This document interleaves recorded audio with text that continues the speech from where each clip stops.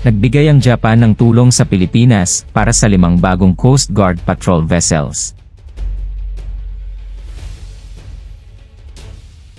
Inihayag ngayon ng Pilipinas sa suporta ng gobyerno ng Japan na magsasagawa sila ng ilang proyekto kabilang ang pagdaragdag ng mga patrol boat sa Coast Guard upang palawakin ang kanilang kakayahan sa seguridad. Ang balita tungkol sa mga pautang at gawad mula sa Japan ay dumating matapos tapusin ni Punong Ministro Fumio Kishida ang 2 araw na pagbisita sa Pilipinas na kinabibilangan ng paglilibot sa isa sa mga modernong patrol boat ng Philippine Coast Guard. Isinantabi ng Japan at Pilipinas ang mga makasaysayang puot kabilang ang patuloy na sama ng loob matapos ang pananakop ng Japan sa Pilipinas noong ikalawang digmaang pandaigdig upang magtulungan bilang tugon sa dumaraming aktibidad ng China sa rehiyon. Ang dalawang bansa ay bumubuo ng mas malapit na ugnayan na ipinakita ng karangyaan at mga pangyayari ng pagbisita ng Estado. Ang National Economic and Development Authority Board, NEDA, ng Pilipinas, ay nagpulong noong Nobyembre 8 upang opisyal na aprubahan ang mga plano para sa pagpapahusay ng Coast Guard kabilang ang pagtanggap ng mga loan at grant mula sa Japan. Ayon sa tagapagsalita ng board, napag-usapan nila ang mga pagsisikap na palawakin ang Coast Guard sa pagbisita ng punong ministro ng Japan. Tinalakay din nila ang pagpapalawak ng trilateral maritime exercises na kinasasangkutan ng Japanese at United States Coast Guard upang palakasin ang kooperasyon at mapanatili ang kapayapaan sa mga rehiyon ng karagatan. Magbibigay ang Japan ng $525 milyon na pautang na gagamitin sa pagsisikap na makapagtayo ng 5 karagdagang modernong patrol boat para sa Philippine Coast Guard, PCG. Inaasahan nila na ang mga sasakyang pandagat ay ihahatid sa pagitan ng 2027 at 2028 habang binibigyang diin na ang mga ito ay para sa Coast Guard at hindi sa militar. Gayunpaman, sinabi nila na ang mga sasakyang dagat ay makakapagpatakbo sa maalon na tubig at sa bukas na karagatan, na ginagawang angkop ang mga ito para sa malawak na hanay ng mga misyon kabilang ang muling supply at seguridad.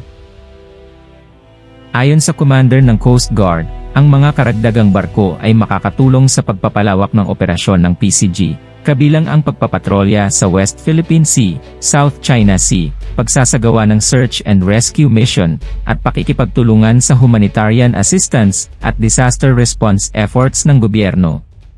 Ang proyektong ito ay nagsasangkot ng disenyo, pagtatayo, at paghahatid ng 5 unit ng Multi-Role Response Vessels o MRV. Bawat isa ay may haba na 77 metro. Kasama rin sa proyektong ito ang 5 taong Integrated Logistics Support, sabi ng tagapagsalita ng NEDA pagkatapos ang pulong ng lupon. Sa partikular, ang proyekto ay magbibigay daan sa Coast Guard na makakuha ng mahahalagang linya ng komunikasyon sa dagat sa West Philippine Sea, Sulu Celebes Seas, at Philippine Sea. Makakatulong din ito sa PCG na labanan ang mga ilegal na aktibidad at ipatupad ang mga batas pandagat sa karagatan ng Pilipinas, dagdag niya. Sa pagbisita sa Maynila noong Nobyembre 4 at 5, inihayag din ni Punong Ministro Kishida na bibigyan ng Japan ang Pilipinas ng Coastal Radar Surveillance System.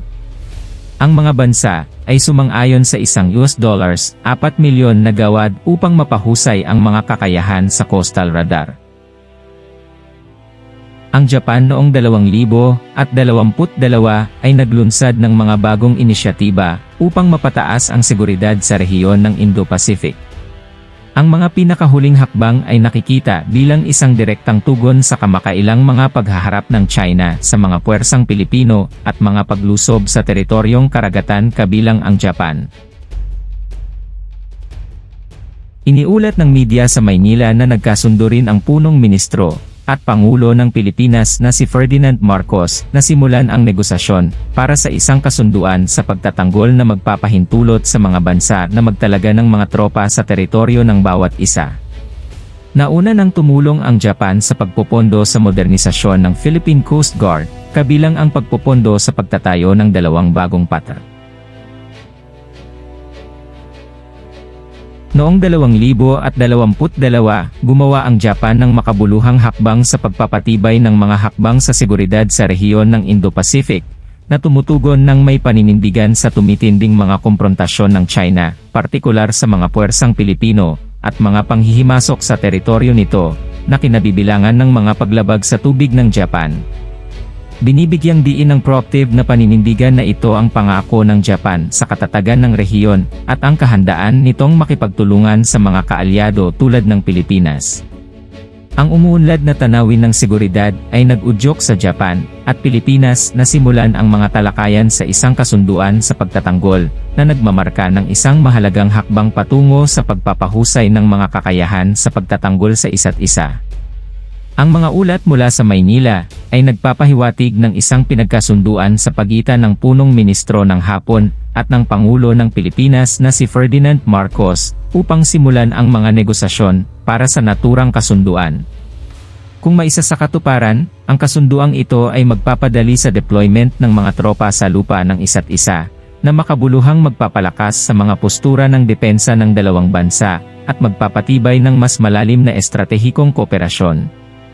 Ang dating suporta ng Japan para sa modernisasyon ng Philippine Coast Guard ay binibigyang diin ang matagal na nitong pangako sa maritime security sa rehiyon. Sa pamamagitan ng pagbibigay ng pinansyal na tulong para sa pagtatayo ng 2 bagong patrol boat, ipinakita ng Japan ang nasasalat na suporta para sa pagpapahusay ng kakayahan ng Pilipinas sa pandagat, na mahalaga para sa pag-iingat sa mga teritorial na katubigan at pagsugpo sa mga ipinagbabawal na aktibidad tulad ng piracy at smuggling. Ang pagtutulungang pagsisikap na ito sa pagitan ng Japan at Pilipinas ay sumasalamin sa isang mas malawak na trend ng mga strategic partnership na umuusbong bilang tugon sa ibinahaging alalahanin sa seguridad sa Indo-Pacific. Habang patuloy na binabagabag ng pagiging mapamilit ng China ang rehiyonal na dinamika, lalong nagsasama-sama ang mga bansa upang itaguyod ang kaayusan na nakabatay sa mga patakaran at pangalagaan ang kalayaan sa paglalayag. Higit pa rito, ang proactive na paninindigan ng Japan ay naaayon sa umuusbong na postura ng depensa nito, na minarkahan ng muling interpretasyon ng Pacifist Constitution nito upang bigyang daan ang higit na pakikilahok sa mga sama-samang pagsisikap sa seguridad. Binibigyang diin ng pagbabagong ito ang pagkilala ng Japan sa papel nito bilang pangunahing stakeholder sa pagpapanatili ng katatagan ng rehiyon at pagharap sa mga umuusbong na banta sa seguridad. Sa hinaharap, ang prospective na kasunduan sa pagtatanggol sa pagitan ng Japan at Pilipinas ay may pangako ng mas malalim na pakikipagtulungan sa depensa at isang mas matatag na pagtugon sa mga ibinahaging hamon sa seguridad. Ito ay kumakatawan sa isang makabuluhang milestone sa pagbuo ng nagkakaisang prente laban sa mga destabilizing na puwersa at pangangalaga sa interes ng lahat ng stakeholder sa Indo-Pacific.